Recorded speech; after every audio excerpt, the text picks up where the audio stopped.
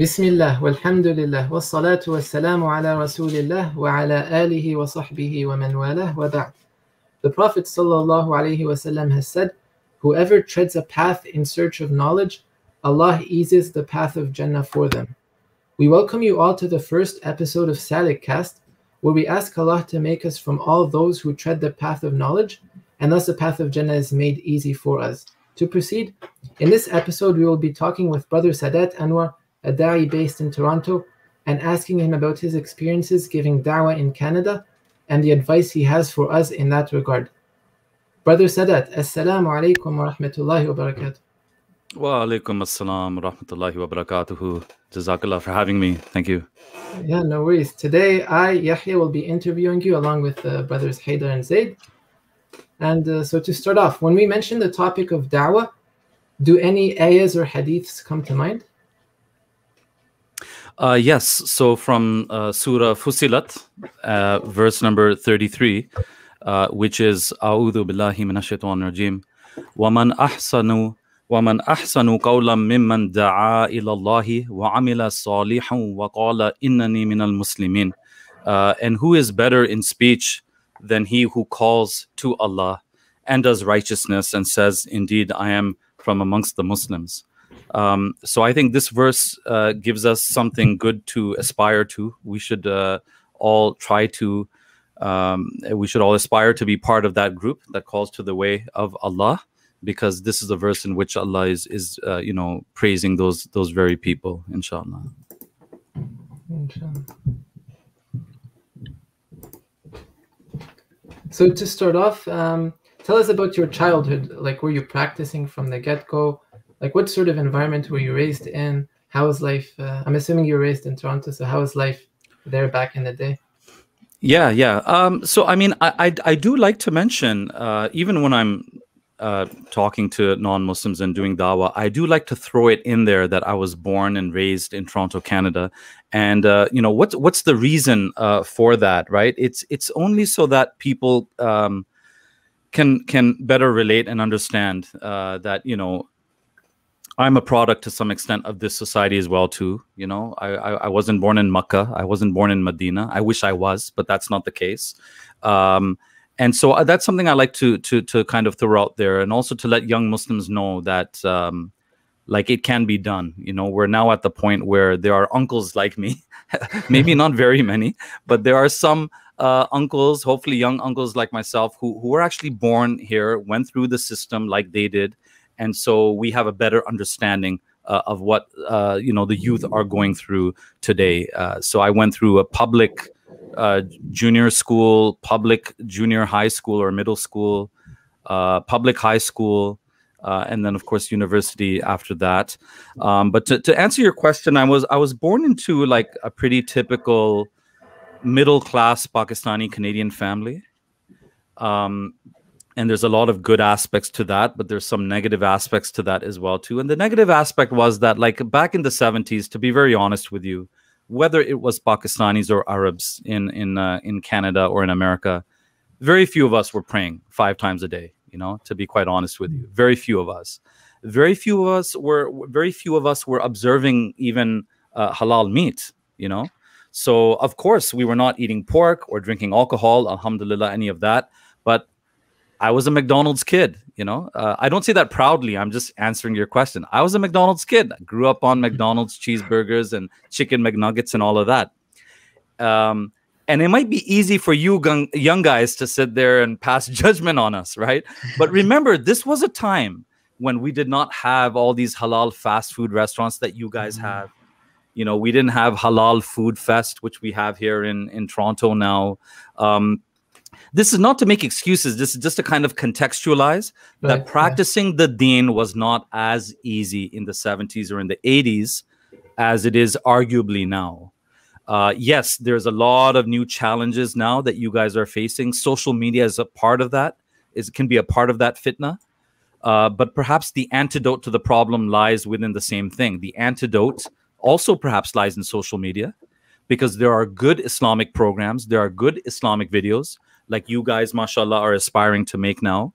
And so, you know, if you want to find the good, you can find the good very easily now as well, too, on YouTube. Okay, so with that regard, why do you think things have changed?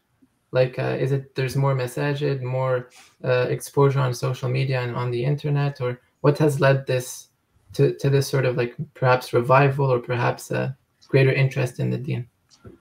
Yeah, so a combination of these things happened. Some of these events happened, well, at least one of them happened even before I was born. So I understand that, like, you know, the 1973 Arab oil embargo is something that kind of brought Islam and the Muslim world into the news spotlight on the TV. So people in the West were becoming more and more aware about Islam and the presence of Muslims. 1979, as you guys I'm sure know, there was the famous revolution there in Iran, you know, the Islamic Revolution in Iran. So these things, good or bad, they brought more and more attention and awareness, and they brought more awareness to us Muslims as well too. You know, they brought more awareness to us as well too. The Palestinian-Israeli conflict. But yeah, I mean, obviously, immigration from the Muslim world increased in the 1990s, especially. Lots of Muslims coming in, refugees and immigrants coming from many countries, from Somalia, like that. The immigration from Somalia changed the demographics in my area, in my part of Toronto, kind of changed the demographics of the mosque.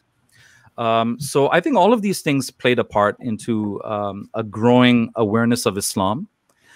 And as more Muslims came in, we started seeing more and more hijabs. The mosques became more and more full, more and more packed. So I realized that, hey, I mean, I'm Muslim too. I think I'm supposed to be a part of this. I'm supposed to be a part of this process. I'm supposed to be part of this Jummah prayer, right? So I think these are different variables and factors that came together. And it's ongoing. Yeah, of course, you mentioned social media. I mean, that's playing a big part now. So for Muslims who want to connect, like now, even if you're in a small town in Canada where there's no Muslims, you can still connect with the Muslim community, right? You can still watch live Egyptian news. You can watch live streams from Makkah Mukarramah, right? So social media has definitely played a big part as well. Yeah.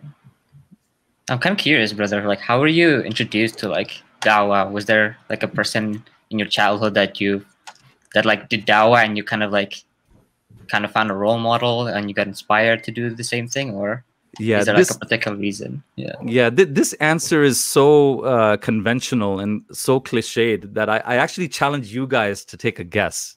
I mean, I want to see how your generation relates and what you think. I mean, you know, what do you think? Who do you think was that pivotal personality that might have introduced me to Dawah, made me interested in Dawah? Were they like a famous pioneer sheikh sort of thing, or yeah? You're along the right lines. In North America? He wasn't from North America, actually. In South Africa? Yes. Okay, perfect. And then before that point in time, did you ever have a phase of rebellion where you were trying to go against the deen, or like in high school, especially in that environment with non-Muslims, or were you clean to use that terminology from the get-go? Yeah, no, I mean, no, I would never put it as a rebellion against the deen. Like, alhamdulillah, from age 15 onwards, I mean, before 15, very few people are very aware of their religion or their religious commitments. You know, things are improving now, alhamdulillah. But I'm just saying, again, at the time that I was growing up, I don't know if any 13, 14-year-old really knew much or was really aware of their religious commitments very much. So, but alhamdulillah, from 15, 16 onwards, because the answer to your question was Sheikh Ahmad Didat, right? I'm sure you guys have noticed, like a lot of guys from my generation who are interested in Dawah got introduced to that field through the debates of Sheikh Ahmad Didat, right? He's kind of like the Zakir Naik, you know, of that time. I guess even Zakir Naik now, mashallah, is getting elderly now as well too. So yeah, watching his debates made me very interested in Dawah. And so I became, like, you know, very aware of my Muslim identity at around age 15, 16, kind of very proud to be Muslim and very confident that Islam is the truth and it makes more sense than any other religion out there. However, I was lacking in my practice. And I'm sure you've seen this many times as well. There are some Muslims who are very gung-ho about Dawah, very, mashallah, very zealous and enthusiastic about the deen. and they would stand up to defend their deen no matter what, but they're not praying themselves, or they're not observing halal food themselves, right? I'm sure you've seen this. There's ladies who will very passionately defend the hijab, right? But they're not wearing hijab themselves. So yeah, I was kind of in that phase from age 16 to, I don't know, maybe 25, maybe. And then at age 25, being around some good brothers, and this just testifies to the importance of sohbah, which means companionship, right? Your friends, like who you hang out with.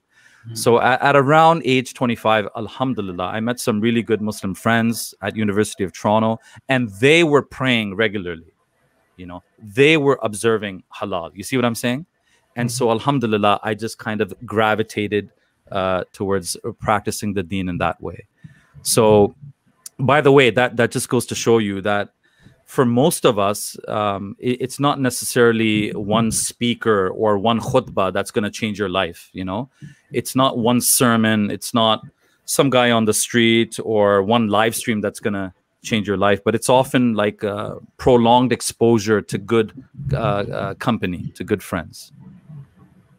Yeah, I think that also speaks true to many of us right now too, because I think me and Yahya used to go to high school together, and now we go to university together. So really kept us kind of strong in our faiths. So alhamdulillah, yeah, it's really important, man. It's really important. Have friends who remind you of Allah.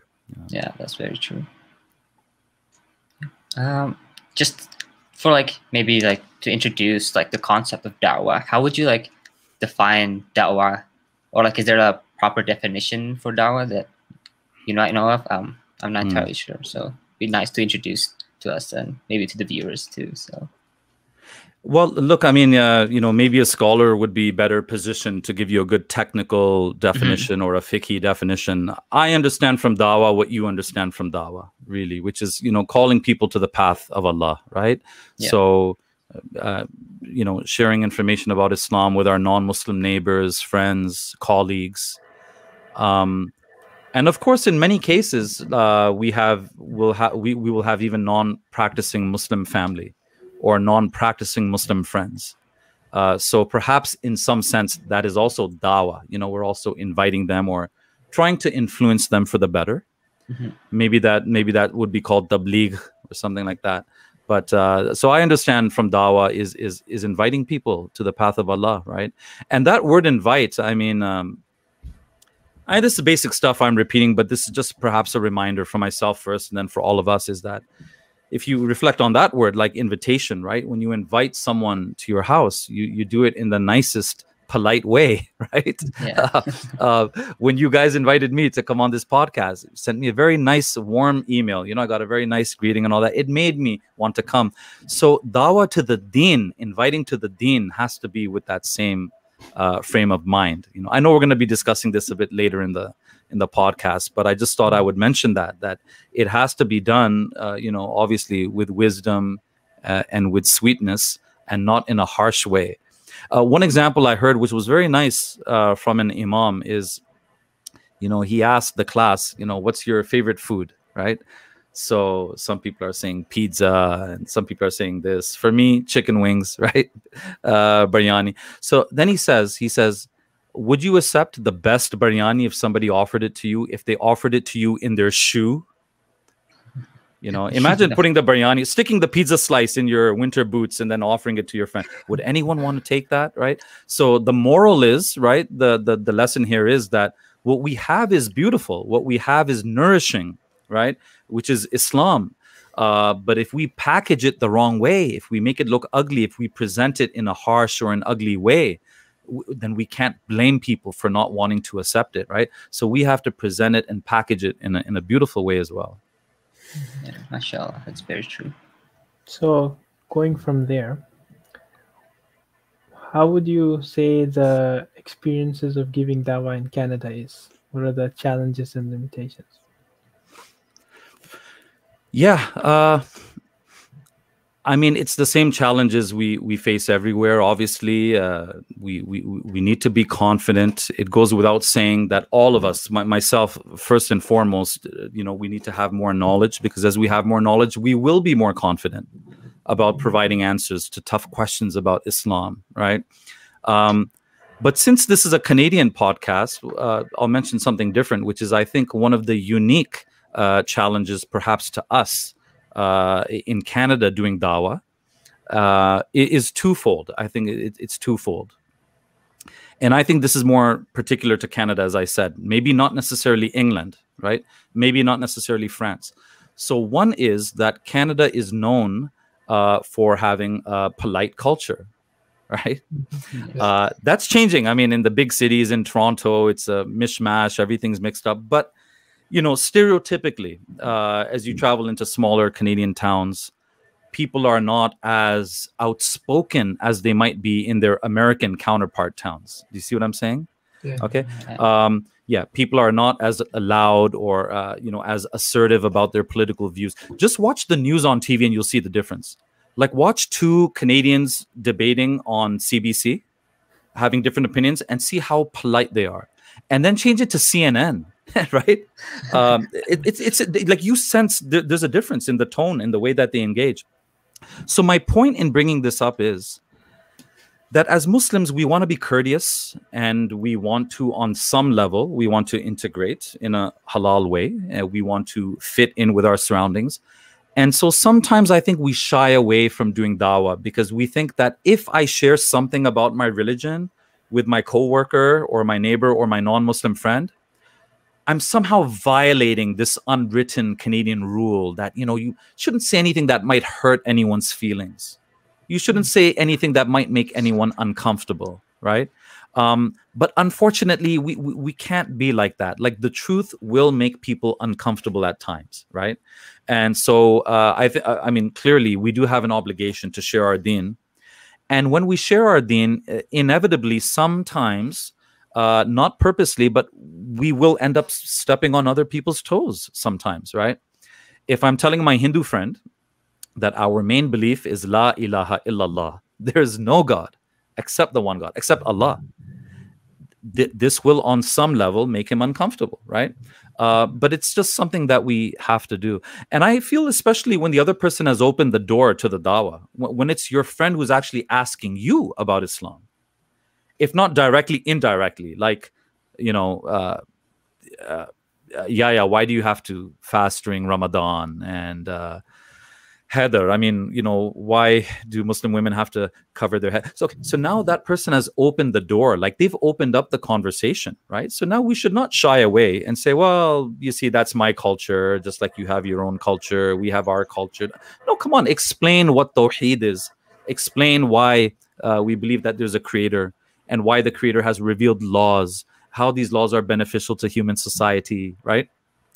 So sorry, this is one challenge. And then the other challenge is that in a way, Canadian Muslims are too well integrated into Canada. And there's a couple of reasons for that. One is that, especially I think the Muslims who immigrated in the 60s, 70s, and 80s, they were very highly skilled and highly educated class of people, right? Not that the Muslims after that are not, but again, it gets kind of mixed up after that. But certainly in the 60s and the 70s and the 80s, the Muslims who came were highly skilled. And so they did very well for themselves. And their children, the second generation, have done very well for themselves. They are now doctors, engineers, accountants, lawyers, on and on. And the challenge that presents then is that when you're very well socially positioned, when you're well positioned in the society, you feel that you have more to lose. Do you see what I'm saying? Yeah. So, astaghfirullah, I don't say this in any kind of condescending way. That's not my intention. But I'm just explaining that if my full-time work is working at a 7-Eleven or a Tim Hortons or running a chicken and fries shop or a pizza shop, I'm more likely to be vocal about my Islamic views. I'm less likely to hide my views on a whole number of issues, right? But if I'm a well-established lawyer, if I'm a city councillor, right, at the city of Toronto, now, am I sure I still want to go on this live stream? Am I sure I still want to go and do a public debate with a Christian or an atheist? I don't want my colleagues and the people around me to think I'm some kind of extremist. I have a lot to lose. I don't want to lose this job. You know, I don't want to lose my house. I don't want to lose my 2 cars. Do you see what I'm saying? Yeah. So I think these are a couple of the challenges that are kind of maybe unique to Canadian Muslims and American Muslims as well, to North American Muslims. Do you think like that kind of pressure is almost like peer pressure, like that we as students kind of get amongst our friends as well? Like it's kind of similar type of pressure, or do you think it's a lot bigger? Or yeah, that's a great question. That's a great question. I think you're on the right track. I think definitely peer pressure doesn't stop. And you're right. Even when you're in your 30s and 40s and 50s, there's this natural desire to not want to be ostracized, and you don't want to be seen as weird or different or strange, let alone as some kind of extremist, right? And so you want the acceptance of your peers, right? And if that's at the law firm or at the accounting firm or at your medical office, wherever it is that you work, you will try to prove to them that, you know, you are no different than them. You know what I mean? Yeah. And but that should not always be the case. I think if we can articulate ourselves in an intelligent way, in a balanced way, then I think people will appreciate where we have a different stance on something. As long as we don't sound like nutcases in the way that we present our views. And the other thing is, as long as we continue to treat everybody fairly, right? So as long as I continue to treat my Hindu, my atheist coworker, and my neighbors fairly and justly, then I think they'll realize that, you know what, this guy having a different opinion on such and such an issue is not a big problem after all. You know, it's not a big problem after all. But yeah, the peer pressure continues, which is a good reason why you should learn to deal with it early on in life, because it doesn't end with high school. It doesn't end with high school. I think, you know, sometimes in life, a disadvantage can actually end up being an advantage in the long run, if you know what I mean. So, for example, like the high school that I went to, there were a lot of racist Italians. Ironically, not Anglo white students so much, but there were a lot of racist white Italians at that high school, right? And that actually indirectly helped me in the long run, because I didn't want to fit in with them. I didn't care to fit in with them. And if they made fun of the way I dressed, or if they made fun of my hairstyle or something like that, I just stopped caring. And that has helped me throughout life, because I still think that same way now, right? I don't give in easily to peer pressure now either, because I don't really care too much about what people say or what they think. So I think that's a good skill to develop early on, to develop a thick skin and not care. Again, I don't mean that in an irresponsible kind of way. I don't mean that in an extremist kind of way. But I mean, we hold on to our principles. If people can accept that, alhamdulillah. And if they don't, that's fine. I'm still going to stick to my principles. So with regards to those 2 points, at least in sort of an implicit way, like in the schooling system elsewhere as well, on the news and social media, Canada being a secular country sort of pushes the notion that religion, like politics, maybe even to a lesser extent, are things that stay in your home or at the mosque, at the temple, etc. And they're not something where you should really show that on the outside, like if you're at school, in your workplace. So I guess that's one of the things I would like to ask you regarding, like, how do we address that? And as well, a lot of times, perhaps even Muslim parents in Canada fear if their children are practicing to a great extent, or like they're praying their prayers at school, they're like in some cases growing a beard, keeping a hijab, then they're worried that perhaps they'll be discriminated against, or perhaps their safety in some cases may even be at jeopardy. It's like, how do we deal with these 2 issues? The first one being this implicit culture of keeping religion outside of the workplace and outside of school, and the second one being Muslim parents sort of pressuring their kids into hiding or not really vocalizing their deen.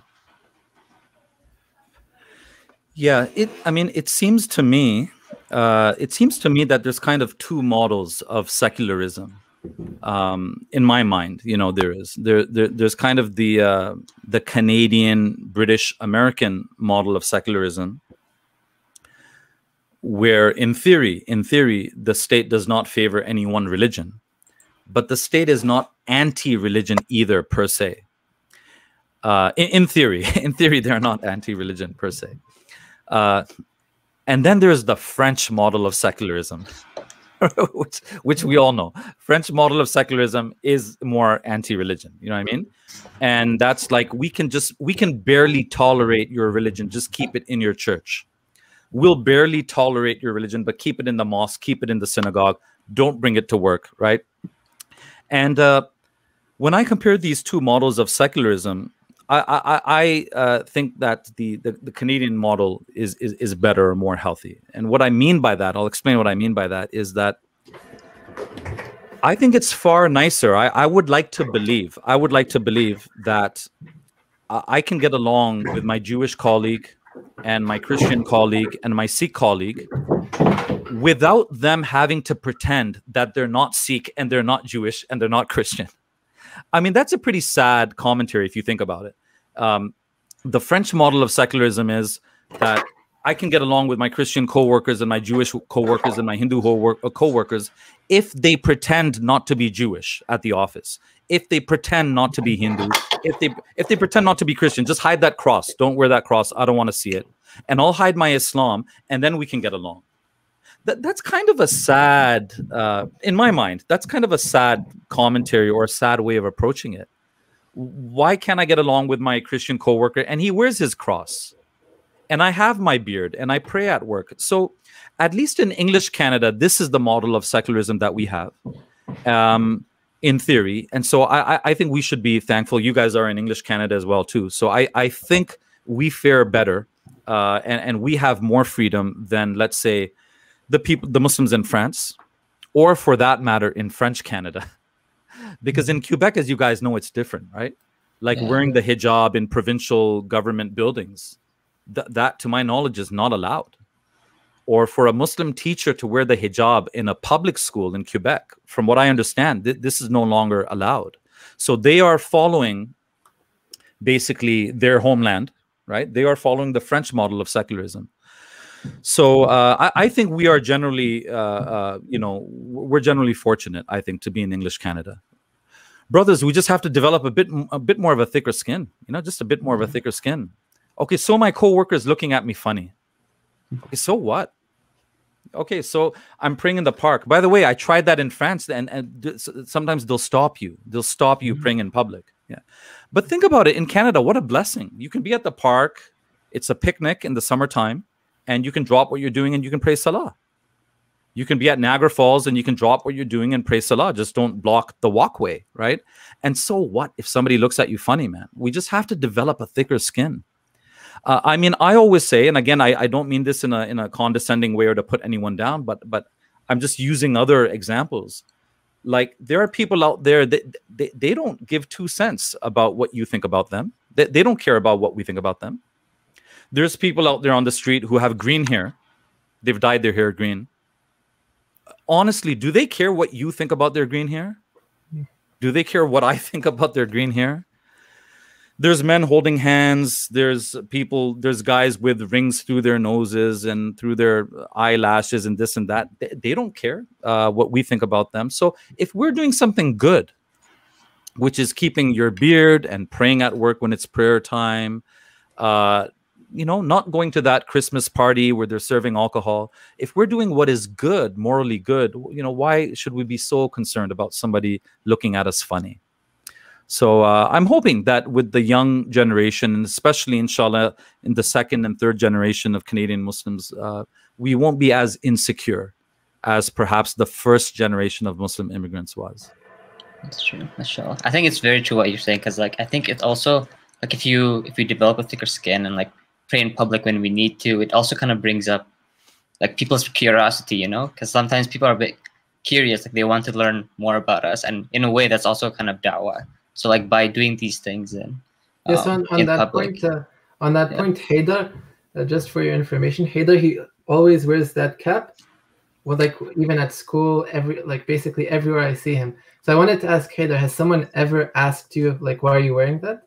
Yeah, plenty of times actually, and it brings up a really good conversation amongst my colleagues, my friends, and we have a interreligious discussion, and it's really nice. It opens up a nice conversation. Also helps my friends to also accept me a bit more whenever I need to reject their invitations to a party or to an alcohol, and it helps a lot when, you know, it makes them understand a bit more, because they kind of already know, like it's not like unexpected, like I don't hide it. So, but yeah, like I said earlier, it's like if we do these more stuff in more like publicly, it's also kind of like a way for us to do dawah, because it helps people see that we're disciplined in a way, or these are like our way of life, and if they're curious, it might bring up a really good discussion amongst your friends and peers. Yeah, no, and that's a wonderful thing. So unfortunately for me, it's part-time, you know, part-time kufi cap. But especially when I have short hair, I like to wear it. And as my hair grows longer, it's a bit more difficult for me. But no, that's a beautiful thing, because you can be doing dawah, you know, 24/7 all the time. Every time you hold a door open for an old lady, Heather, you are creating a good impression about Muslims, right? Yeah.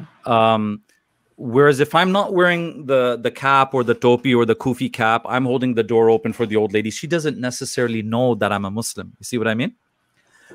So I think it's a very positive thing to be visually Muslim in that way, because every time you do a good thing, every time you, you know, I don't know, help someone cross the street or something like this, you are doing like an indirect passive dawah.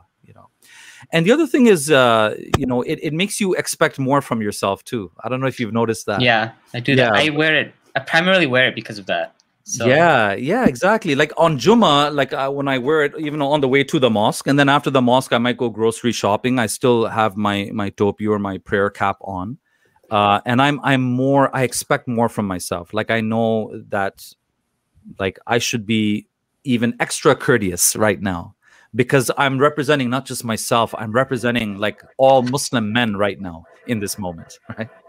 Yeah, so, sure. Yeah, that's why I hold such a high regard for like sisters who have the courage and bravery to wear their hijabis every day, because they do it like 24/7 longer than like we could ever do. So yeah. So it's kind of like it's also indirectly a sign of solidarity with our sisters as well too, you know. So exactly. When you walk into do you have a subway train? I mean, in Calgary, subway system. Train. Yeah. So if you walk into a subway train or car, and there's a Muslim hijabi there, this helps her feel a little bit more secure as well too, knowing that, oh, this is a Muslim man in the same subway car. You see what I'm saying? Yeah.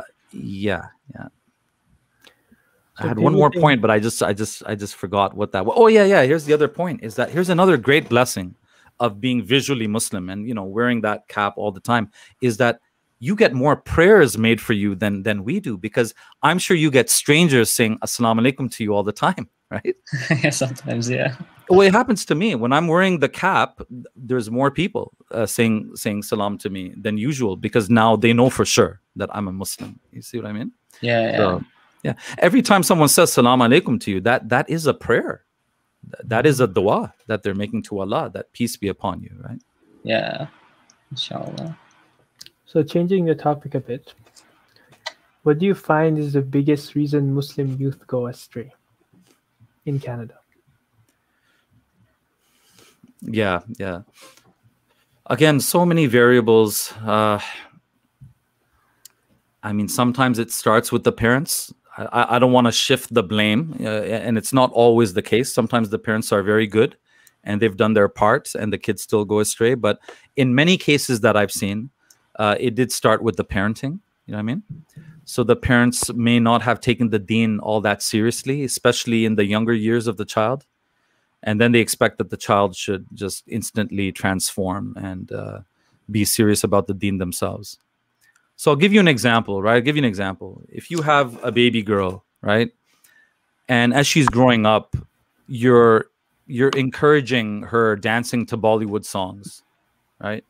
And when she's copying her favorite Bollywood actresses dancing, you laugh and you take out the iPod camera, you take out your iPhone smartphone, you make a 10-second video, you send it to your relatives. Everybody's, oh, that's so cute. It's cute at that age, right? When she's 3, 4, or 5 years old. But why is it that when she's 16 or 17, now suddenly, right, the whole idea of dancing and going to nightclubs and all that, no, that's haram. We don't do that. That's not part of our deen. Yeah, but you're setting her on the wrong course. You see what I mean? In those initial years. So I think parenting at an early age will make a big difference. I think that's part of it. And then there's other variables that are not so, there's not such an easy solution to them. So oftentimes you have immigrant parents from another country who simply, there's a cultural stumbling block, like they just don't understand the challenges that are facing their children, right? So in that case, it doesn't mean you lose hope. But if there are such parents watching this live stream, that means that maybe you need to get your children a mentor, you know, from the masjid, or connect them with a young imam who might better understand them, who might be able to better relate to them or better articulate Islam to them. Then you're able to do that, right? I mean, I would do that. I would do that. If I moved to China, let's say, well, I wouldn't move to China, but if I moved to Japan, right? If I moved to Japan, and I have kids who are born there, by the time they're 15 or 16, you know, I might think I'm amazing at Dawah and I can teach them everything they need to know, but I might not be able to present it to them in a culturally relevant way. So I would be on the lookout. I would be on the search to connect them with a native Japanese Muslim, with an indigenous Japanese Muslim who was born and raised there, right? And who is able to relate to them, relate to their problems, joke with them in Japanese. You see what I mean? So I think we have to make the deen more culturally relevant to the youth. That's another big part of it. So I had a follow-up with regards to that. So sometimes you hear from the shuyukh, you hear like this mentality of, oh, like a large portion of Muslim youth are going astray, leaving the deen. We should be scared for our children and for future generations. All these new agendas are being pushed forward in schools and the education system and in popular culture.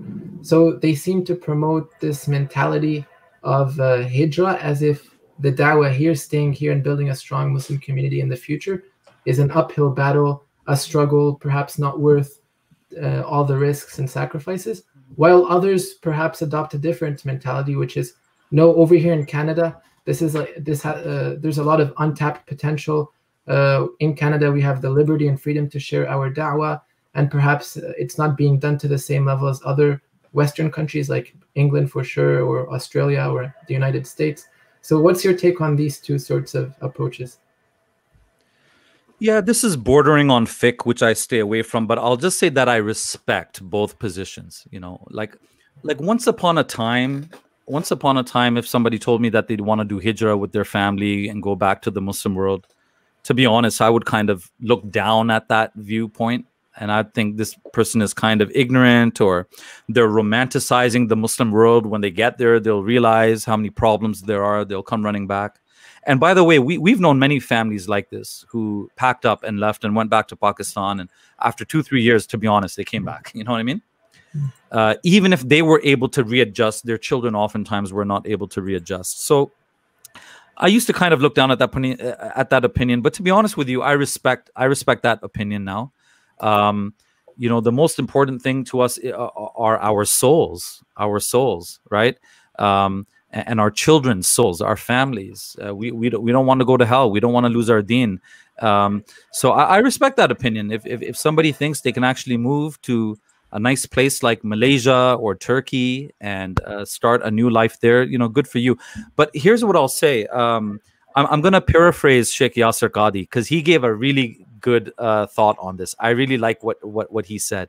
He said, if you're one of these Muslims that's really concerned about your deen, you're really concerned about your children's deen, and so you want to pack up and you want to do hijrah and go back to the Muslim world, you're the Muslim that we need to stay here in America.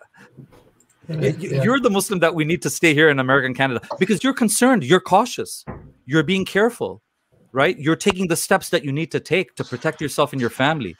It's the Muslims that are very comfortable, who think, oh man, we're in paradise now, right? Those are the Muslims who it would have been better had they stayed in Pakistan. You know, had they stayed in Iran, had they stayed in Syria, it would have been far better for them, because they're already on their way to assimilating now. They're already on their way to assimilating fully into the society, right?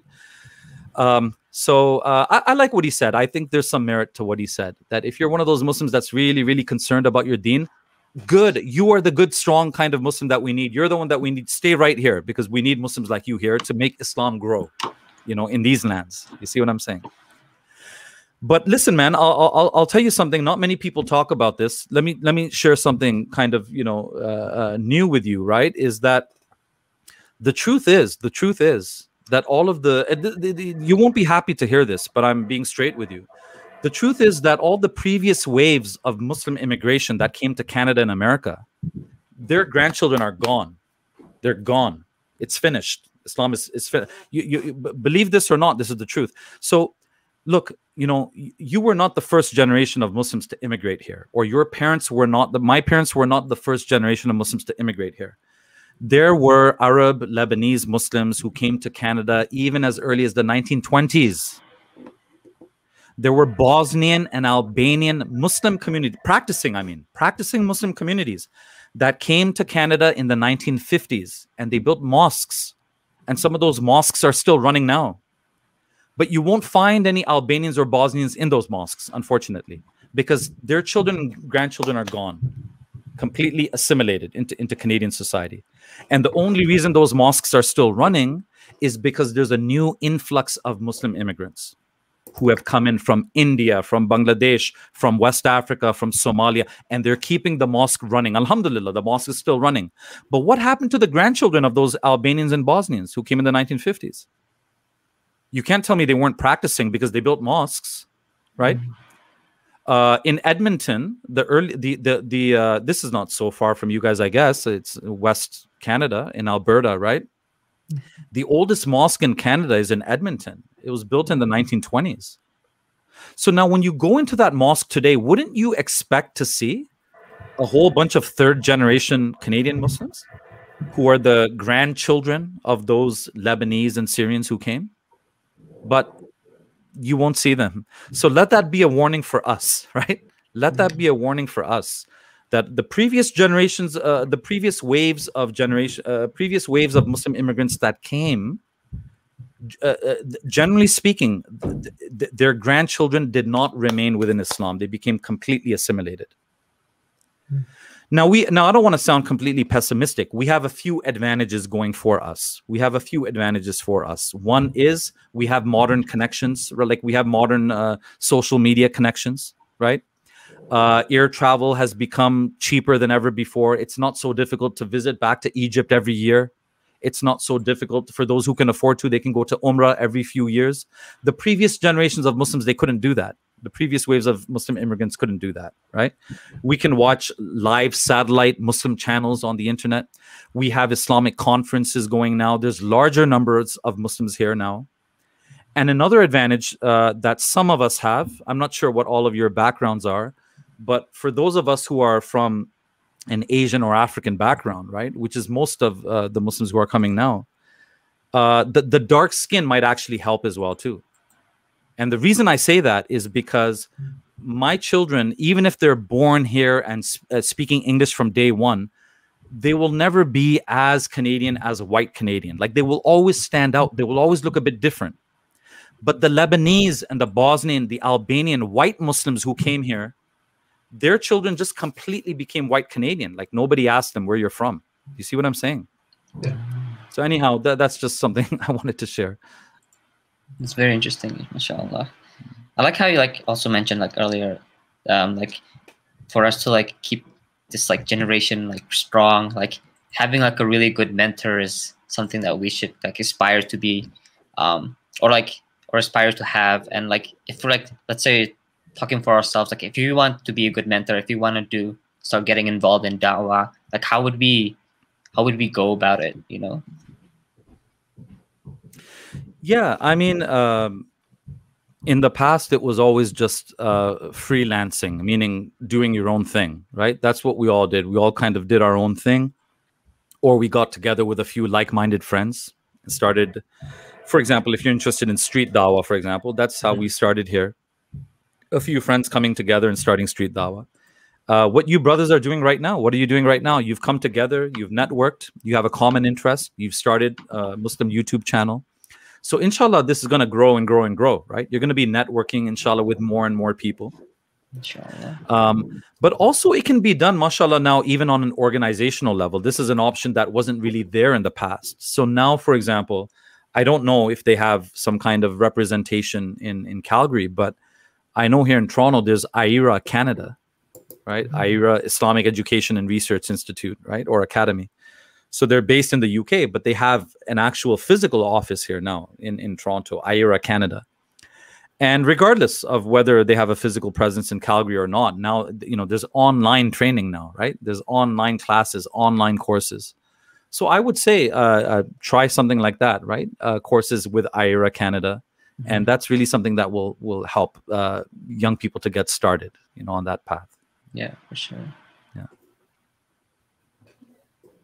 Do you, like, with regards to what you were saying before about the grandsons of those first generations having completely left Islam for the most part, do you think Dawah in a similar fashion we speak of when we talk about Dawah to non-Muslims, like street Dawah, this approach would be the same for Muslims as well? Or like what aspects do you think need to be incorporated for those Muslim youth to stay connected to the deen? Do you think it's about developing stronger Muslim communities, having programs Muslim youth are interested in?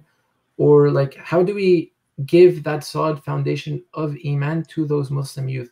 Do you think, like, because perhaps even if you compare between someone going to high school in, say, Calgary or Toronto, who lives beside a mosque and they go to the mosque every week, perhaps every day, they would probably have a much greater connection to the deen than someone who lives a 30-minute drive from the mosque and they go once a month. So what do you think? What do you think we should do with regards to Muslims specifically, and how does that contrast to the da'wah we give to non-Muslims? And like, what should the balance between these two be?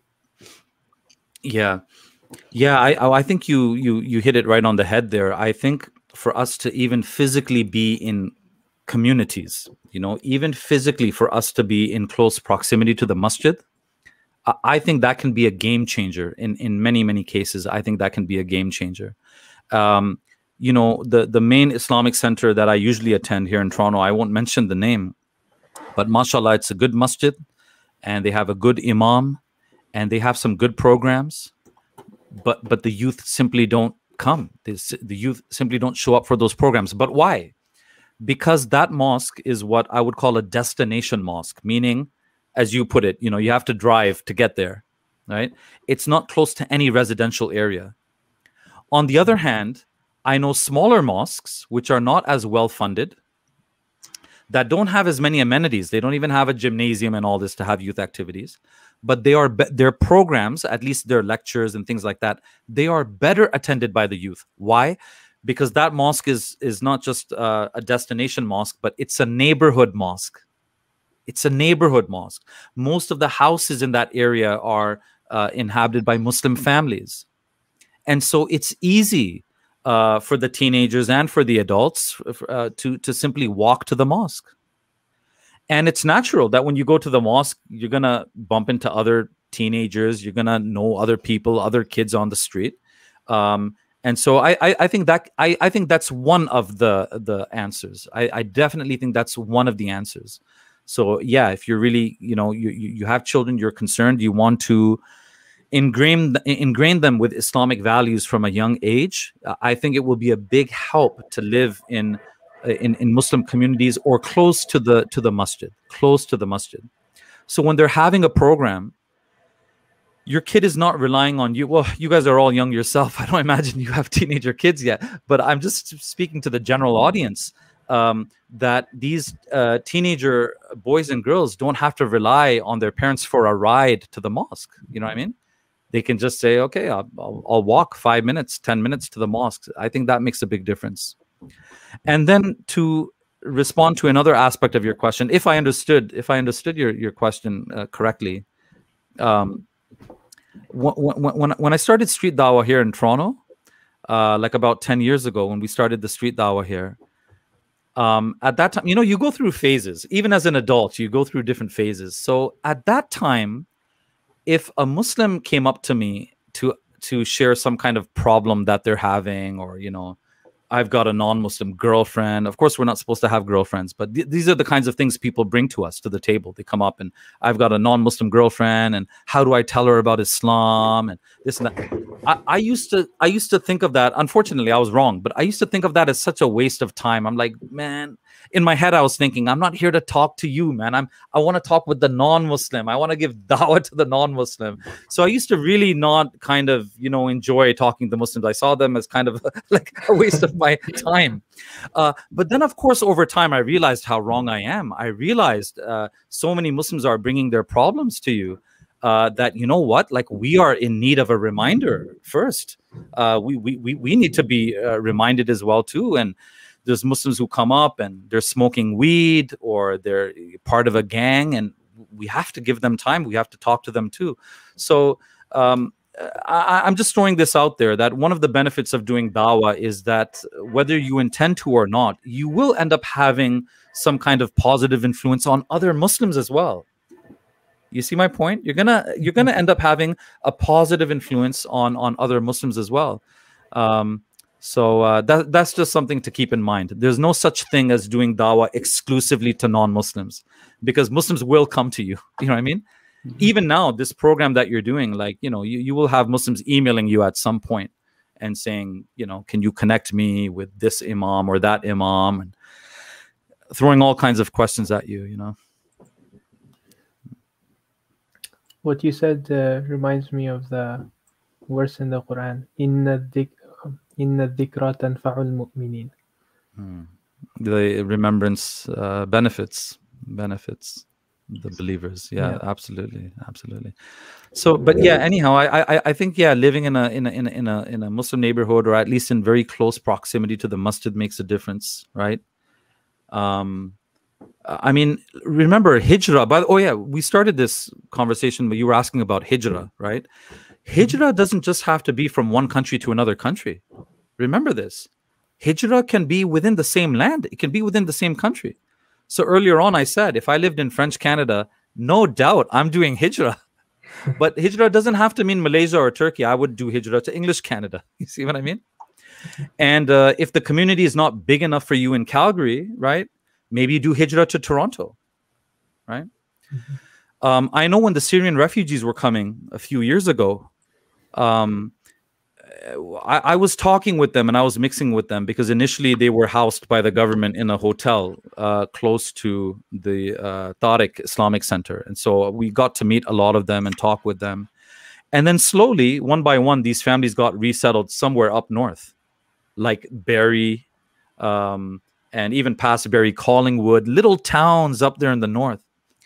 So I would advise these families, I would tell them, look, once you have the opportunity, once you're kind of settled or established, you have the financial means to do it, please, brother, move to Mississauga, move back to Toronto or the greater Toronto area, because it will be much better for your children.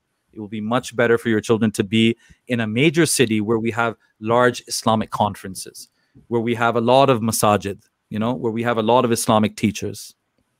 So keep this in mind, right? Hijra doesn't mean it has to be a dramatic flight across the ocean.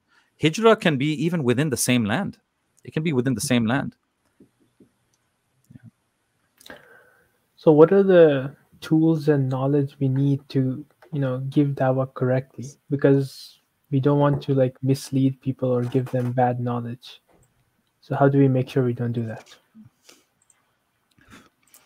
Yeah, so in addition to just like a weekend course or a 1 month course with IRA Canada or something like this, I think it goes without saying that the more Islamic knowledge we have, obviously the more it will benefit us in doing dawah, in responding to people's questions. Isn't that the case, right? Mm-hmm. So, and I'm in need of my own advice here, right? But you asked me, so I'm saying that to enroll in fiqh classes, to enroll in Arabic language classes, right? This would be a good thing, because if it's just like social activism. There's a lot of Muslim social activism happening now in the West, but it's devoid of Islamic knowledge and wisdom and understanding. And so it can take the wrong direction sometimes, right? And so you're right, dawah can be the same way too, that most of us du'at on social media, myself included, don't have any traditional Islamic training. I'm being honest. We don't have traditional Islamic training. So ideally, if we could marry the two, if we could bring together traditional Islamic knowledge, along with the zeal and enthusiasm and skills of how to talk to people and to do dawah. That is the ideal. That is the ideal. So, you know, inshallah, make dua. That's what I'm aiming for my son, for example. You know what I mean? I would love for him one day, I would love for him to do alamiya studies, you know, to actually become an alim of the deen.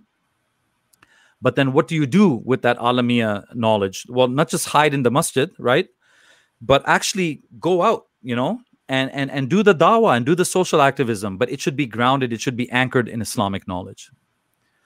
But so short answer is, brothers, just learn as much as you can, right? Just learn as much as you can, because the more you learn, the more it's going to come in handy when you're talking to non-Muslims, right?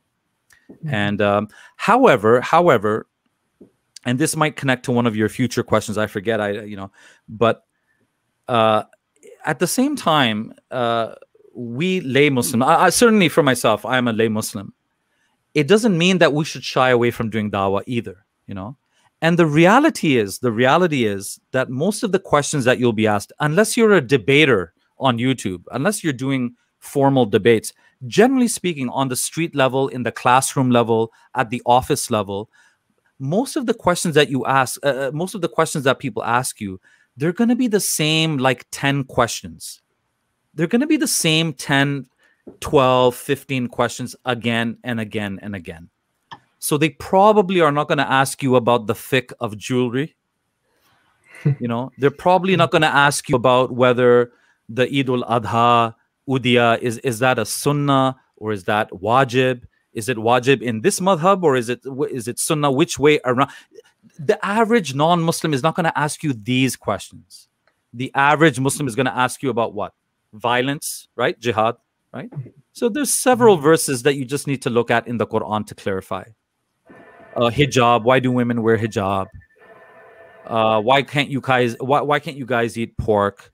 And you know, why do you have to fast? Why does God want you to go hungry? Like these are the same kinds of questions you'll get again and again. Why is the Muslim world in a mess? I mean, like, why is there a civil war happening in Syria, Iraq, or something like that? And you can decide on the best way to answer that, right? You can decide on the best way to answer that. You can say, I don't know what's happening in Syria. I haven't studied Syrian politics or history. I can talk to you about Islam, right?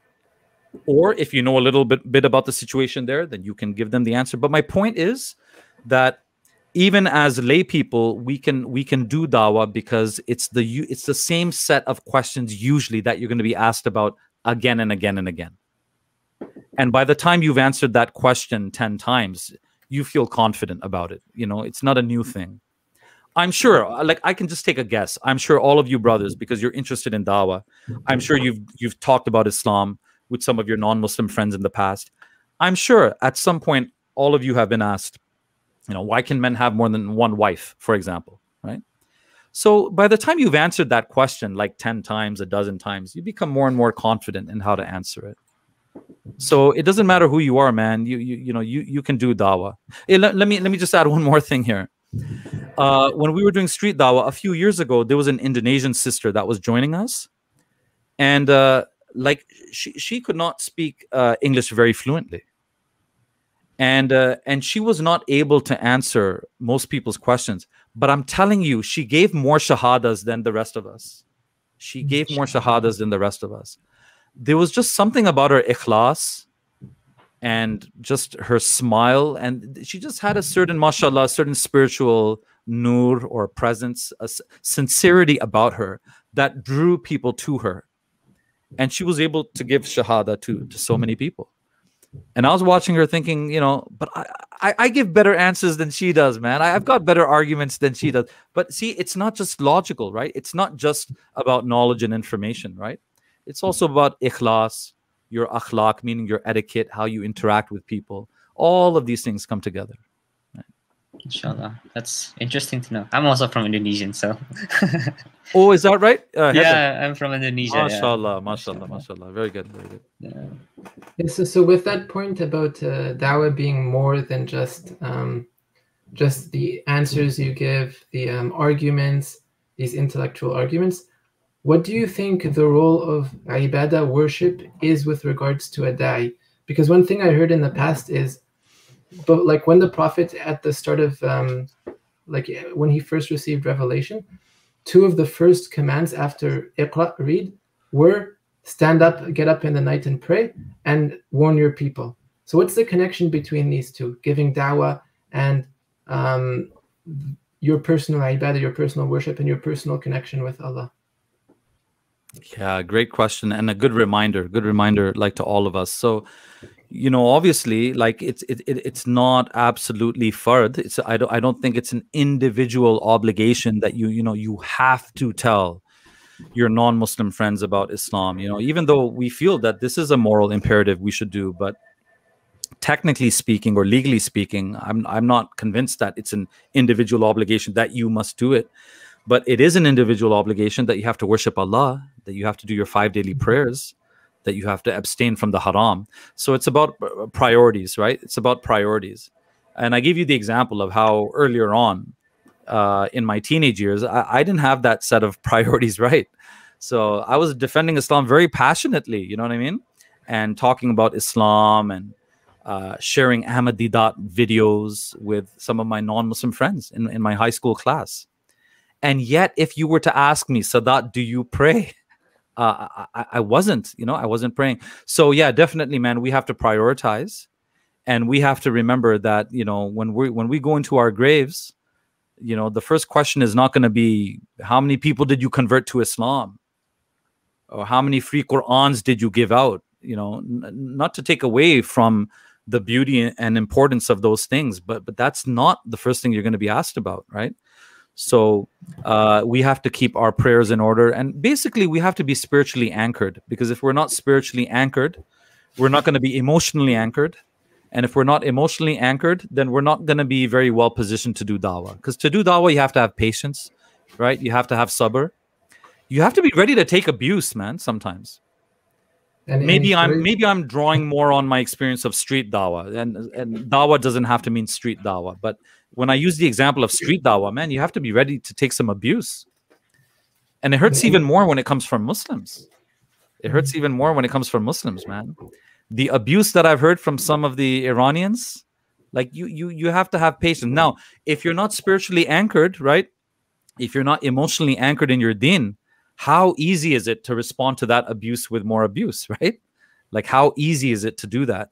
So just even for us to be emotionally, spiritually restrained, it goes without saying that we should never forget about our salah and our adhkar and Quran, dhikr. All of that is going to be very, very important. Otherwise, it's a disaster, waiting to happen. It's a disaster waiting to happen. I mean, there was one guy joining us for a while, and then later on we found out he was just picking up girls, right? He was just picking up girls. He was just taking girls' phone numbers. You know what I mean? So yeah, that's a disaster waiting to happen. So we have to be spiritually anchored.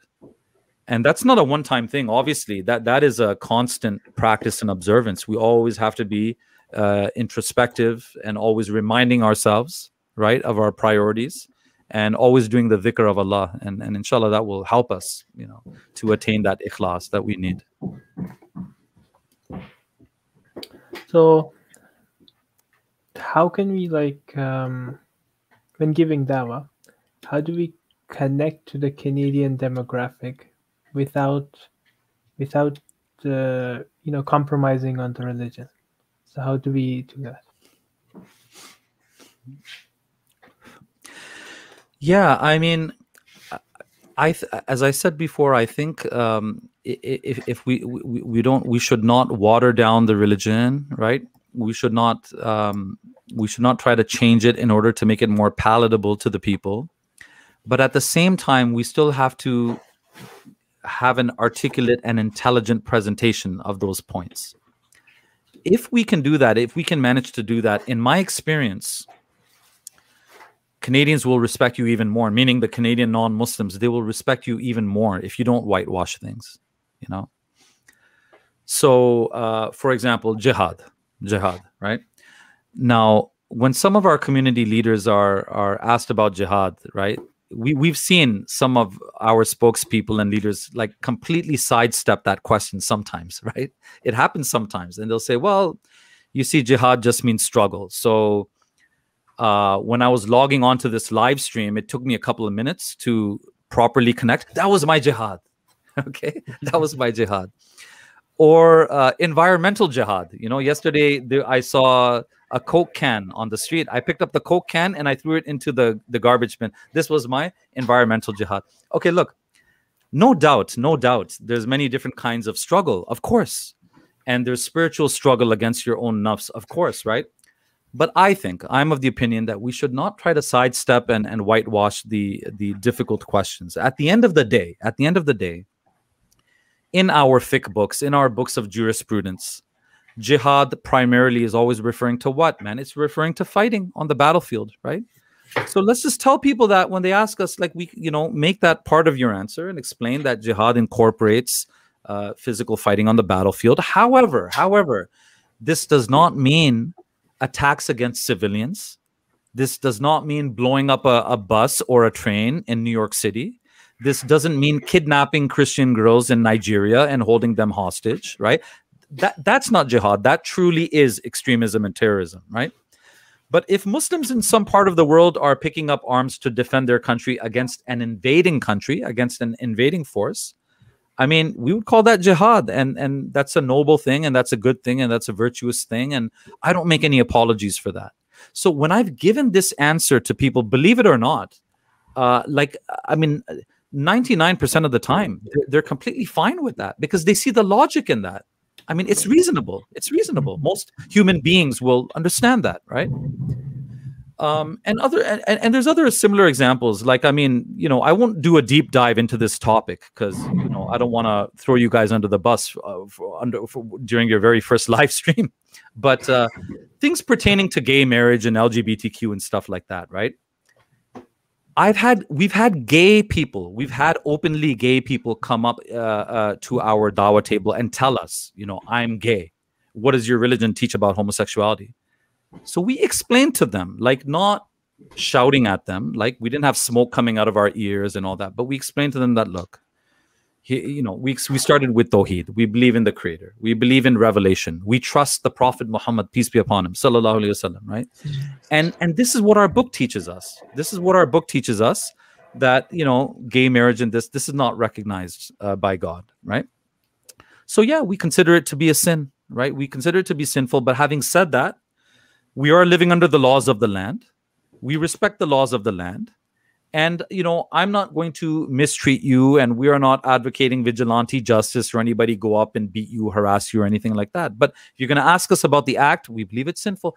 So I think this is a reasonable answer to give to people. And believe it or not, brothers, every time we gave this answer to gay people, like they were okay. They were fine with that. They were fine with that. In fact, if anything, they probably respected that, what? This religion seems like a serious religion, if there is true religion out there, this is probably what it looks like. Because these guys don't just compromise and change, and they don't just say what we want to hear, but they have principles and they stand by those principles. Mm-hmm. Now, mind you, maybe I should add that what helped us also was the fact that on the same street corner, you had a Christian guy with a megaphone saying homosexuals are going to hell, right? So that probably helped. That probably made us look more moderate and more reasonable, right? So he indirectly was helping us. I'm kind of happy he was there, right? But my point is that if you give people honest answers, but present them in an academic way, in an articulate way, then most of the time people will respect that. They don't have to agree with it, but they will respect you, and they're not going to try to force you to convert your viewpoint on that.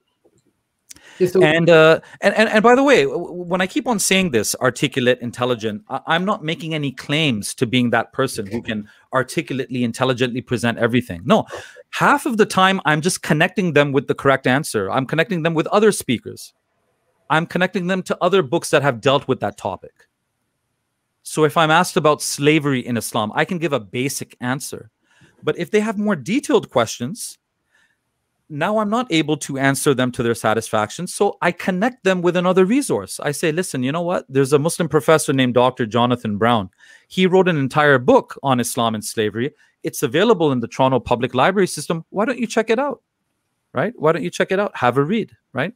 So half of the time our job is just like kind of being a bridge and connecting people to other resources, to other resources that might be of help to them.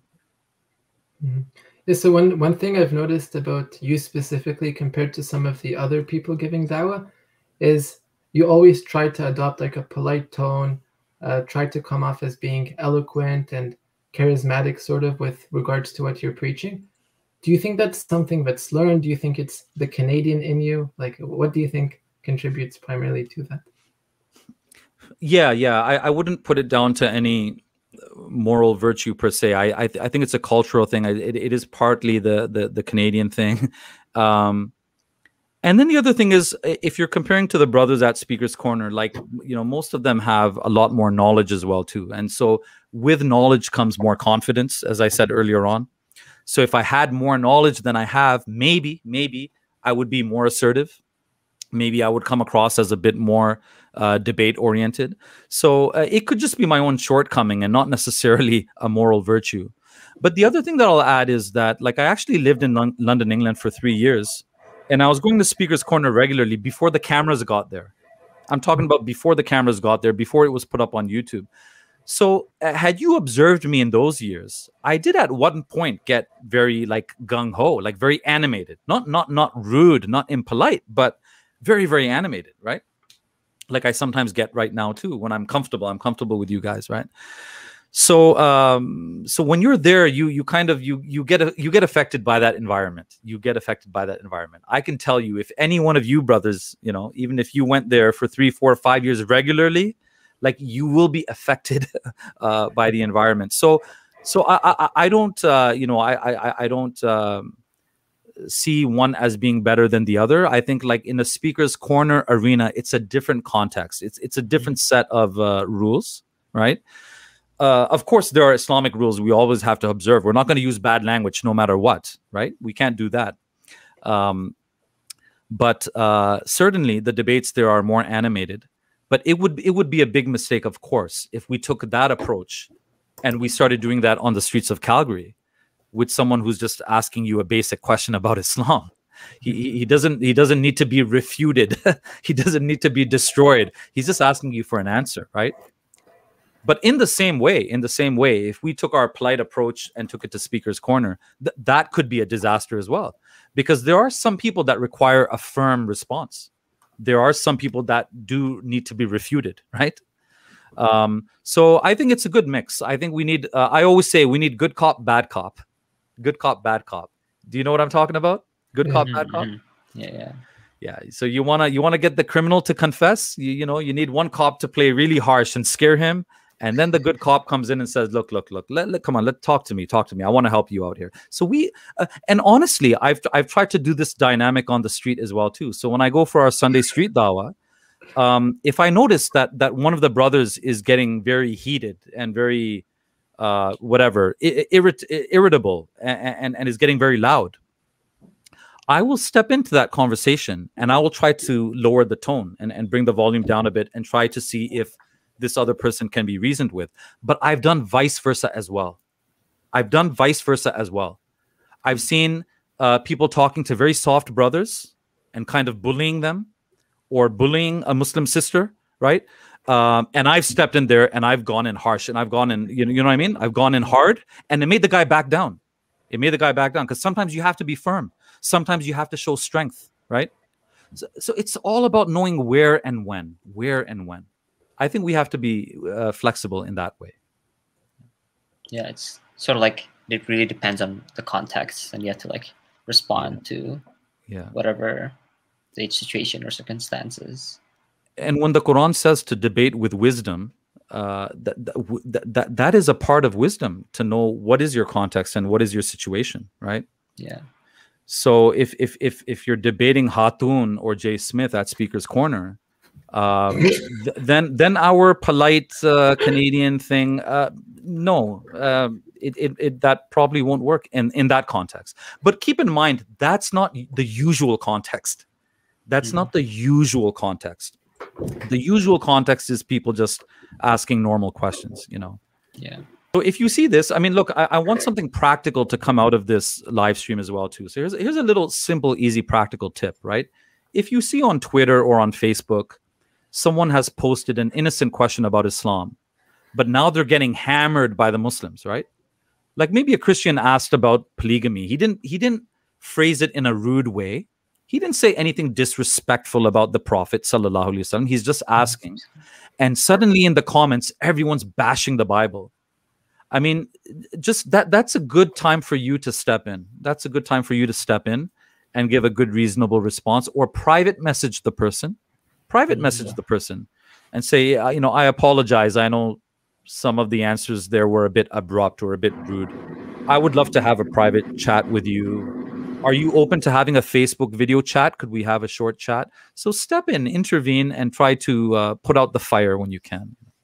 Inshallah, that's a good advice. Just kind of curious, like when you do these like dawah and you do like, and you like invite people to the call of Islam, especially with non-Muslims, and then they like decide to do shahadas. What's like, what happens like after a shahada is like, do you still like work with them or to like help them with the deen and like introduce them to certain things, or is it like a certain sector of the mosque that deals with that? Or well, because what we're doing is again not in a very it's not in a very professional, organized way. As I said, it's really just a few friends and I who have come together to do this. So unfortunately, I have to be honest with you, brother, right? That is something that we are lacking in. The follow-up is something that we're lacking in. And Sheikh Abdul Hakim Murad put it very well. He said it's the postnatal care that is the problem, right? Yeah. The child is born, right? Okay, you got a new Muslim here, alhamdulillah, right? But the postnatal care is like taking care of that newborn baby, right? Yeah. And that's where we're lacking. So, but certainly we do try. Like it goes without saying that if you've given shahada to someone, at the very least, take their email, take their WhatsApp number, give them your email address, and try to follow up. But in some cases, we've followed up, and there's been no response from the other side. To be honest with you. So did they kind of relapse? Did they have some kind of second thoughts or doubts about it afterwards? But alhamdulillah, in some cases, they have responded. And then we've connected them with other teachers who can take them farther. You know what I mean? Who can now teach them the everyday Islam that they need to know. And then there's some cases where, actually there's many cases where they tell us they already have a very good Muslim friend who's been telling them about Islam. When we give shahada, usually the job is already done. Somebody has already told that person about Islam for 2-3 years. And they already like Islam. They've already been to the mosque. They've already joined even in a prayer just for the experience, just to taste the culture of it, right? Yeah. And what happens is, again, sometimes we are more shy with our close friends than we are with complete strangers. This applies to me as well too. So for me, it's easier to talk to a complete stranger about Islam than a non-Muslim who I've been friends with for a long time, or than my neighbors.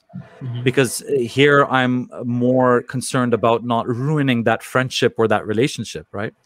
Where someone on the street or someone at Speaker's Corner, it's like, I'm not going to see this guy ever again in my life. I may as well give him the full deal, give him everything he needs to know. So yeah, in many cases, when you're giving shahada to someone, they're already convinced. Someone has already told them about Islam for years, but they were just too shy to ask them to say the shahada. They didn't want to risk that friendship. You know what I mean? They're giving them time, but they've been giving them too much time. It's been years now. So it's easy for us to step in then at the street level and say, hey, listen, like, what's stopping you from becoming Muslim today, right? Like, what are you afraid of? What are you going to lose? And if they're okay with it, then we say, okay, go ahead, say the shahada, right? But anyhow, the reason I'm bringing this up is that in those cases, we didn't always feel the need to have to follow up with them. In those cases, I would often tell them, listen, this friend of yours who's been telling you about Islam for 2-3 years, go back to him, right? Or if it's a lady, go back to her and tell them you've become Muslim now. And now you want to learn how to pray. Now you want to learn how to pray, right? Yeah. So there's situations like that where people already have Muslim friends, and it might be better for them to learn in the initial phases from those friends. That's true. Before they move on to a proper teacher. Yeah, that's very true. I also like how you mentioned, like, even after shahada, sometimes things don't go like right away, and I've had instances where non-Muslim friends would ask about Islam and they were super interested, and but then they would their parents or their peers don't approve of it, and then they stop asking. Like, has those instances ever come up, or circumstances? Yeah, that happens all the time. So like, you know, I have a script ready for that situation because it has happened so many times. It has happened so many times that, oh man, my Hindu family, like my Hindu parents hate Islam. Like they would kick me out of the home if I ever became a Muslim. So my script is very simple. I think most of us know this already. I just remind them. Sometimes we overlook basic things. Their Muslim friends may have overlooked these basic points. So I just mentioned to them that, look, there's no rule in Islam that I'm aware of that says that once you become a Muslim, you have to announce it to the world. You have to make a YouTube video of yourself becoming Muslim and you have to upload it, right? I'm not aware of any such rules. So if you think that you're going to face difficulty in the home and get kicked out, you can keep your Islam private, right? Keep it private for a while. You don't have to announce it to your parents, especially if you know that they hate Islam, right? Yeah. Or at least ease into it gradually. Ease into it gradually. Just tell them you have a Muslim friend. Then they get used to that slowly, right? Then tell them, well, I'm reading the Quran. It's interesting. I don't just throw it at them overnight. I've become Muslim. You can't blame the parents almost for being really shocked and upset. So that's one thing I tell them. And then the other thing I think we should tell converts more often, and I think this awareness is growing now, is that, like, look, you don't have to change your name, right? Like David is fine. It's a good name, it's Nabi Dawood alayhi salam. Michael is a good name. It's the name of an angel. You can remain Michael. You can remain a Muslim Michael. That's okay. I heard Shabir Ali say something years ago, which I liked. I don't agree with everything that he says, but he has some gems of wisdom. And I remember I saw Brother Shabir Ali give Shahada to someone at a mosque here in Toronto years back. I think his name was Michael. Let's just say it was Michael, right? So he reminded him that, you don't have to change your name. And the other thing is, it might even be better for the Dawah if you don't change your name. It might even be better, because now that you're a Muslim Michael, every time you talk to another non-Muslim Michael, that non-Muslim Michael is going to look at you and think, like, you're a Michael like me. But you're Muslim. You're a Michael like me, but you pray 5 times a day. So if you can do it, then like I can do it too. If you're a Michael who's a Muslim, I can be a Michael who's a Muslim. Do you see what I'm saying? So I think we should reduce these cultural stumbling blocks as much as we can to try to make it easy for new converts. As long as their name is not like some kind of mushrik name, it doesn't have connotations of shirk or something like that. If his name is Hercules or, I don't know, Ganesh or something, yeah, okay, we're gonna have to change your name. But we don't have to do this in each and every case. I've seen shahadas where the uncles are hugging this new guy, and without consulting him, right? It'll be, from today on, you are Muhammad Hassan. Right? Like, did you ask the brother? Did you give him some options? Give him some options, right? Do you want to be Muhammad or Ali? Do you want to be this or that? No, he just announces it. You are Muhammad Hassan from today. So, how would you like that? How would you like that, Zaid, if I said to you, from today you are John Smith from now on? You'd be like, no, man, I'm Zaid, right? I'm still the same guy, basically, right? So, yeah.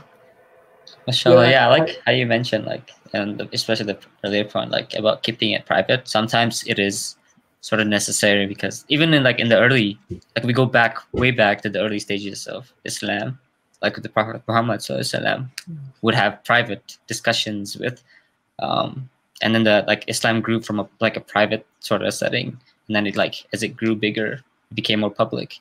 And I really like that point, inshallah. Yeah, I mean, and also think about it. Once upon a time, Umar was a non-Muslim name, right? Yeah. Like, once upon a time, Ali was a non-Muslim. Salman, it's a Farsi name. Salman once upon a time was a non-Muslim name. It's just that all the Salmans that we meet today happen to be Muslim, pretty much.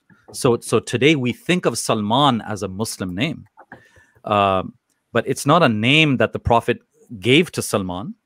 It's not an Arabic name, but it's culturally, it's become a Muslim name. So instead of trying to make every Michael into a Hassan or an Ali, how about just let's aim to make every Michael into a Muslim? Imagine that. And then suddenly Michael will be a Muslim name. Suddenly, every time you meet someone named Michael, you'll think, oh, you're Muslim, right? So yeah. By the way, I mean, I'll just share an interesting story with you, you know, and this should make us help us to appreciate the challenges that some of these new converts go through. There was a young lady convert to Islam coming from a Hindu background, and my wife and I invited her to join us for the RIS conference in Toronto. This was 3-4 years back. So she joined us and she benefited a lot and she enjoyed it very much. And at the RIS conference, I don't know if you've been, but there's a large conference hall, but there's also a bazaar area. And when you're going, the bazaar area, anyone can access for free, but the conference area, you have to have paid and bought the ticket and everything. So when you're going from the bazaar area into the conference area, you have to show them your tag, you know what I mean? Like your admission bracelet around your wrist. So we noticed, my wife and I noticed that we were spending part of the day with this new convert girl. And whenever we were going into the conference area, she would take off her backpack and she would show the security the bracelet, which was on her backpack. Like it wasn't on her hand. So I told my wife, like, it's a waterproof bracelet and everything. Why doesn't she just keep it on her hand? Because throughout the whole 3-day conference, she has to take her backpack off every time. And then she pointed it out to me. My wife said that because she has to hide it from her Hindu parents, right? Like when she goes home, she can't keep that bracelet on, right?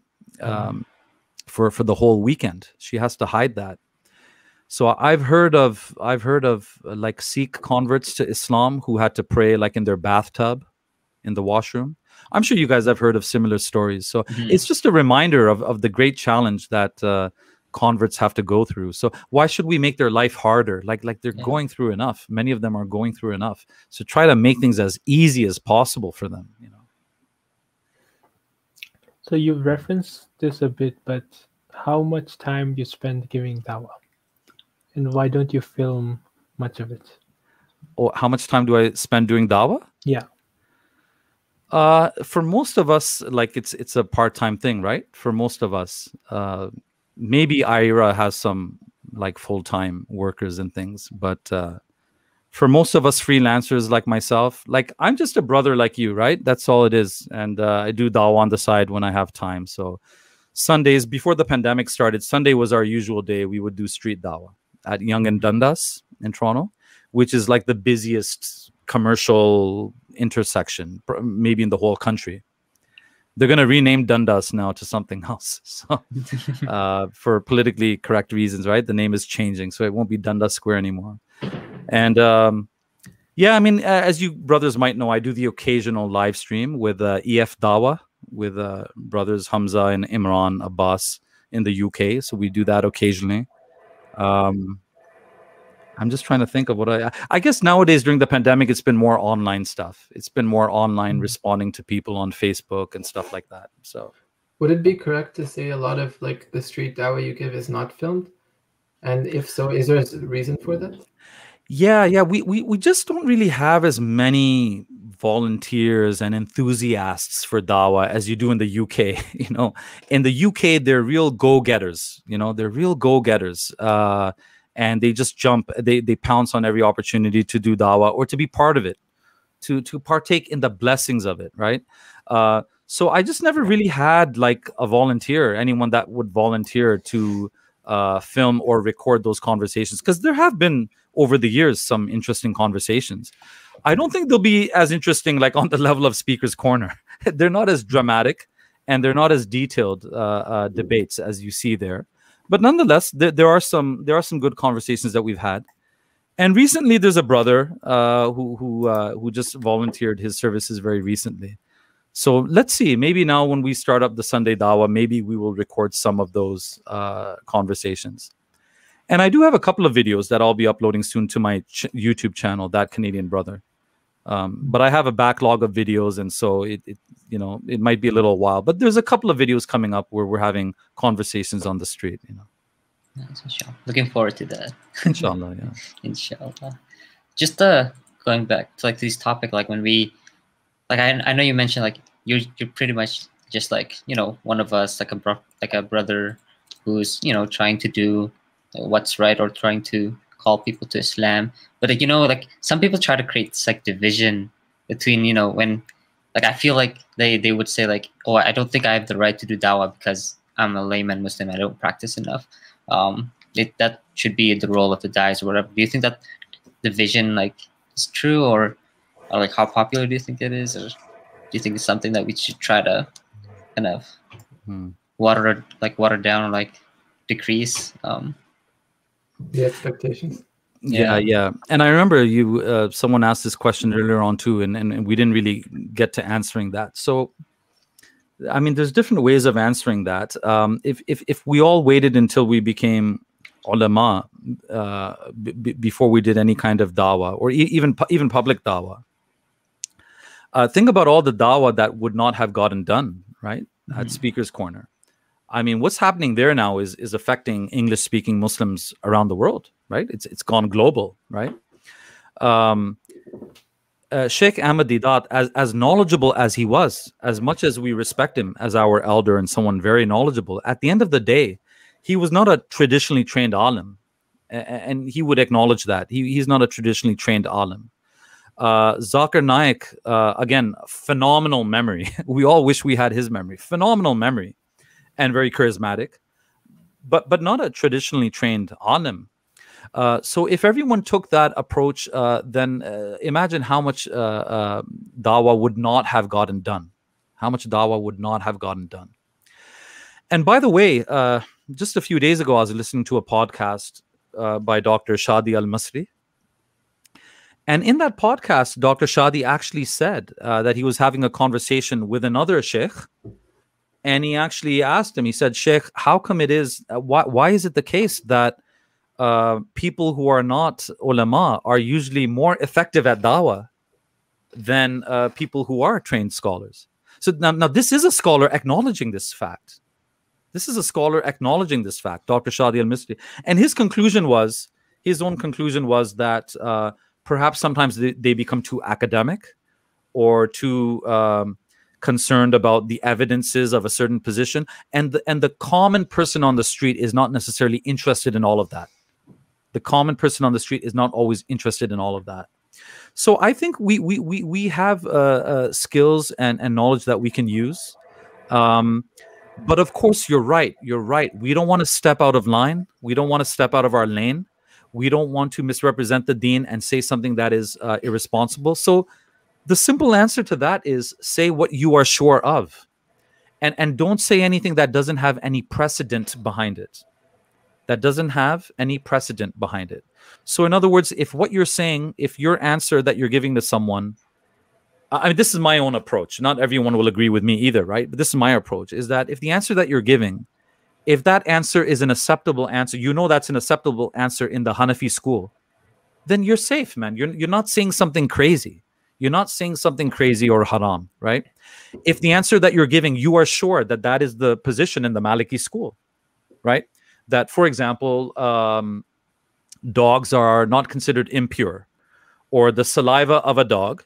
Let's say you have a non-Muslim asking you that, look, I want to become a Muslim, but I have a pet dog. I can't get rid of him. I've lived with him for 10 years. He's my family. I'll be depressed if I get rid of him. So if you know that in the Maliki school, the saliva of a dog is not considered impure, then I don't think you're saying anything crazy or irresponsible here. You can tell that brother, you can tell that fellow with some confidence, say, hey, listen, become a Muslim. It's okay. In the Maliki school, it's not a problem. Even if you kept that dog, it would still be okay, right? So try to say things that have some precedent behind it, not something that is completely new or out of your imagination completely. And if you're not sure, then say you're not sure. Like it happens to me. Sometimes I'll say, look, this is what I think the answer is. I'm not 100% sure, you know, check it, verify it, or take my email. We'll follow up later on. We'll follow up on this and confirm this, right? So there's ways around that. There's ways around that, you know, as long as you don't speak out of turn in that way. And again, I remind you of that Indonesian sister, may Allah bless her, right? Like, I'm pretty sure that she had less knowledge about Islam than us. I'm pretty sure about that. And even if I'm wrong, she simply did not have the English language skills to be able to communicate what she knows. And yet she gave more shahadas. Than the rest of our team. So ikhlas, and I think good etiquette, plays a big role in this. And if you don't know all the answers, it's okay, man. It's okay. It doesn't have to be for a debate video from Speaker's Corner. Like, just off camera, you're doing dawah. Somebody asks you a question you don't know the answer to. It's okay to say you don't know the answer. Again, in most cases, people will actually respect you for that. They'll actually respect that, okay, if you don't know, then you don't want to speak on that subject. Oh, fine, I respect that. So it's okay, Yeah. So in this society where it's really easy to get caught up with first schools, university, working a 9-to-5 job, all these materialistic oriented things, it's often termed the rat race in corporate culture. How can we find the time to seek knowledge, focus on personal worship, personal ibadah, go to the masjid, attend halaqas, and then give dawah as well? How do we strike that balance and prevent ourselves from getting sucked into all these things pulling from our attention? And this would be especially harder for people who have families. They need to take care of their kids. They have a lot of commitments. What do you think is a solution? There's only so many hours in a week. How do you find time for everything? Yeah. Well, I mean, in my case, it does help that my wife is interested in dawah as well, and she participates in dawah as well. So that's a big help. So if any of you brothers are not married yet, maybe that's something to consider, right? Like, maybe that's one of the things you can add to the list. Somewhere below, very beautiful, underneath that, somewhere you put interested in dawah, right? So at least she's sympathetic to you, even if she's not participating and not in a public kind of way. But she understands and she's sympathetic that you do this live stream, whatever, once a week or once a month. She's sympathetic. She appreciates. She understands the importance of the work that you're doing. So that's one tip. That if you're not married already, then obviously factor that in. And the same thing applies for sisters, right? Who want to study Islam, who want to take a class at the mosque. I mean, obviously they should try to marry a man who is sympathetic and who agrees that that's a good thing to do, right? Then the other thing is, remember, we shouldn't have an all or nothing approach, right? All or nothing approach. So when I started my YouTube channel, I knew that I am not going to be one of those guys that's uploading every 2 days and commenting on every single issue that happens out there in the world. MashaAllah, there's some people that can do that. But I knew that I don't have the energy and I don't have the time. Most of all, I don't have the time to be uploading a video every 3 days. So, but my solution was not that, okay, therefore I am not going to do a YouTube channel because I can't upload every 3 days. And on top of that, I'm not going to be sectarian and be attacking other Muslim speakers and things. Everyone knows that's the way to get subscribers fast. That's the way to get viewers fast. So I knew I'm not going to be attacking other Muslims. So this is going to be a pretty small channel, but that's okay. If I can upload something even once a month, then I will do that, but I will do it consistently. Inshallah, I will do it consistently. So if you go through the videos on my channel, you'll see that I average sometimes 2 videos per month and sometimes just 1 video per month, but at least it's something consistent, right? So don't put unrealistic expectations on yourself, right? When you say that, how will you have time to study? Well, what does study mean? Does study mean 2 hours every day? Can you do 1 hour a week, right? Can you do a 1 hour a week and actually stick to it and not give up? And imagine how that's going to add up over the years, right? And here's another practical tip for not just you young guys, but even people my age now, right? Is how about just turning off social media, right? I know it's easier said than done, but just fast from your smartphone for 1 day. Fast from your smartphone from 1 day. You'll have so much time, you won't know what to do with it, right? Because we're always complaining about time. Honestly, I mean, you'll have so much time, you won't know what to do with it, right? So just fast from your smartphone, man. I mean, just even 1 day, say on Fridays, I'm not checking Facebook. I'm not checking YouTube comments. I'm not checking Twitter. I'm not checking WhatsApp or nothing. Friday, I'm fasting from social media. And trust me, you will have time. to recite Suratul Kahf on Friday. Definitely you will have time to do that. You'll have time to send salawat, right, on Friday if you're fasting from social media. So social media is a real distraction, man, and it's just distracting us. All of us on some level, myself included, right? It's distracting us from a lot better things that we could be doing. Yeah, there's like a term for that. I think even the non-Muslims also like acknowledge the fact that we need to take breaks from like screens and stuff like that. So I think it's like digital detox or something like that. Having like a whole day for yourself where you do everything that doesn't involve like technology or whatever. You go outside, get some exercise, make your own food, go cook or whatever. But yeah, in our case would be like read some Quran, even like exercise. If we have the right intentions, it's ibadah. I was just going to mention exercise. Like it's summertime, man. Just go for a walk. Go for a walk. And listen to a lecture. That's what I do. I noticed that when I was exercising, I had to choose between exercising or reading at home or studying or something like that. And I'm not very good with technology, so it was just recently that I bought an MP3 player, and I realized that, hey, I can just like listen to a lecture while I'm out jogging or working out or something like that. So now I'm getting the exercise, and I'm also learning something, from the lecture that I'm listening to. So it can be done, where there's a will, there's a way. Yeah. Yeah. So then, I think we've perhaps asked most of the questions we were intending to ask. Perhaps if you have any closing remarks, any advice you'd give to Muslim youth, if you were to advise the 20-year-old Sadat, what would you tell him? That sort of thing. Yeah, that's a great question. Just continue on this path, inshallah, and just mentally prep yourself and train yourself that you want to be in this for the long run. Because unfortunately, again, what's often happening in Canada, because mashallah, we are doing well. Education-wise, we are doing well. Career-wise, most of us Canadian Muslims, we are doing well. University degree-wise, we are doing well. But that doing well can sometimes be our undoing spiritually, sometimes, you see.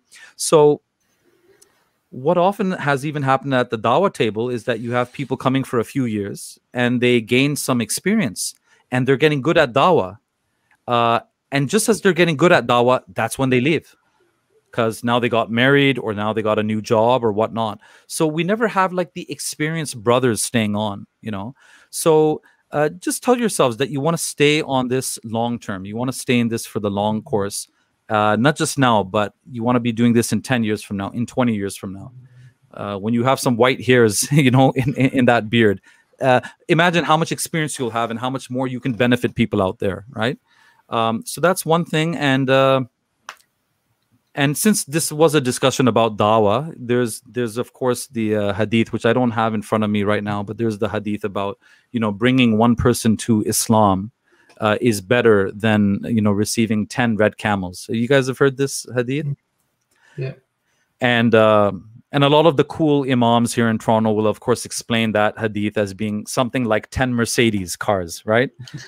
Because 10 red camels was something very unique and expensive and desired back in 7th century Arabia.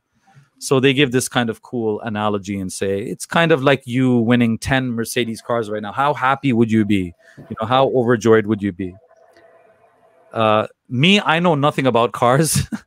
I don't really care about cars. So I'm more interested in the 10 red camels than the 10 Mercedes, because I'm just don't really know much about cars. But the point is, the real point and the real spirit of that hadith is that it will be an immense reward for us. There will be an immense reward for us, and we'll be over the moon and we will be overjoyed, inshallah, if we helped even one person come to Islam, right? And remember, that can be done in stages as well too, right? Sometimes you give a person a nudge, and then the next Muslim gives that person a nudge, and then it's some third guy somewhere down the road that might be giving shahada to that person. So if this is the deen of haqq, if this is the true religion, this is what I'll leave you with. If this is the true religion, which it is, then it's more than just a culture. It's more than just a culture, right? It's not just a case of hey, I'll eat my Pakistani food. That's good for me. I'm comfortable with that. And Brother Haider can eat his Indonesian food because that's good for him. He's comfortable. No, that's culture, man. That's food. That's not how we deal with religion. If this religion is the truth, then we have a moral obligation to share it with people, to share it with our neighbors, right? To not hide it, to share it with our neighbors. And let's be optimistic. Let's be positive, and let's aim big. You know, I had a very good friend at university, and he asked me, Sadat, you know, what's your plan for the next 5 years or 10 years? I forget what my answer was. I probably didn't have an answer. But I asked him, I said, well, what's your plan for the next 10 years? He looked at me very seriously, right? He's not a crazy guy. He's not a crazy, eccentric guy, highly intelligent guy. He looked at me very seriously. He said, Sadat, I'm thinking about how to bring 30 million Canadians to Islam. Yeah. So I laughed at the time. I laughed. But he didn't. He was serious, right? And what I learned from that is, man, you got to aim big. You know, like let's dream. Let's have a vision. It's not going to come true unless we dare to dream, unless we have that vision first, right? So have a big vision, aim big, and then inshallah we'll accomplish something. Even if we don't accomplish that objective, we would have accomplished something. So let's aim 30 million Canadians. We want to bring them to Islam, right? And at the end of the day, if we only brought 5 or 6, alhamdulillah, alhamdulillah, right? How many red camels is that going to be, right? So aim big, aim big. You guys are in Calgary, right? Yeah. Do you know about 20 years back, I mailed a Quran to Bret Hart. You know Bret the Hitman Hart, the wrestler? Oh, really? Do you guys know him, or are you too young? Bret Hart.